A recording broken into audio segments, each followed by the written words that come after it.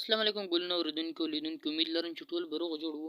په نن ویډیو کې به زه تاسو له ښایم چې مونږ په کاین ماسټر باندې خپلې ویډیو لا بیکګراوند څنګه لګولی شو. ویډیو نه مخکې که تاسو مونږ په چینل باندې نه یو نو زمونږ چینل د سبسکرایب کو او د غنټې بټن د زه هم په ال باندې کو چې زمونږ ټولې ویډیوګانې د ټولو نه اول تاسو ته رسي. نو څه شروع کوو خپله ویډیو. ټول نه اول به تاسو چې کوم د لا په د کونج کې سپین ټیک نشان لیده شي په سپینه دایره کې په دا باندې به کلیک وکړو. دا باندې کلیک کول نه بعد تاسو لکه خیال وکړئ یو په دکې میډیا چې کوم دی سپین چې کوم لیده شي دا انیبل دی بقایا ټول ډیسیبل دي.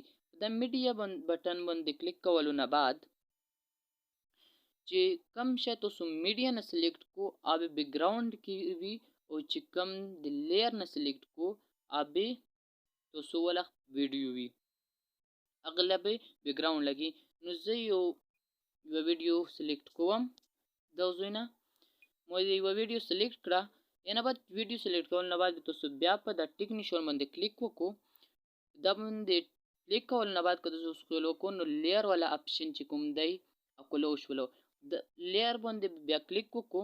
لیر باندې کلیک کول نه بعد تاسو که په سر کې وکړو نو میډیا اپشن په دا کې یوشته دا باندې کلیک کولو نه بعد تاسو چې کوم ویډیو لا بیکګراوند لګول غواړو په باندې به کلیک وکړو. زه دغه ویډیو لا بیکګراوند لګول غواړم دا باندې به کلیک وکړو. دا باندې کلیک کولو نه بعد تاسو به د کوم ټیک نشان دی په د ټیک نشان باندې به کلیک وکړو. نو زه دا ویډیو د لا پلی کوم تاسو به وګورو. که تاسو دا ویډیو وګورو نو دغه لا بیکګراوند لګیدلی دی. زه بیا وګورو دغه ویډیو لا بیکګراوند لګیدلی دی. زه دا ویډیو ایکسپورټ کوم تاسو به بیا وګورو. نو چې کوم شی تاسو یې میډیا نه سلیکټ کو هغه به تاسو په بیکګراوند کې پاتې کیږي او چې کوم شی تاسو لیر نه سلیکټ کو اغله به تاسو ولا بیکګراوند لګي. نو په دغه طریقې سره تاسو اسانه سره په 1 منټ کې نه تاسو خپل ویډیو لا بیکګراوند لګولای شو.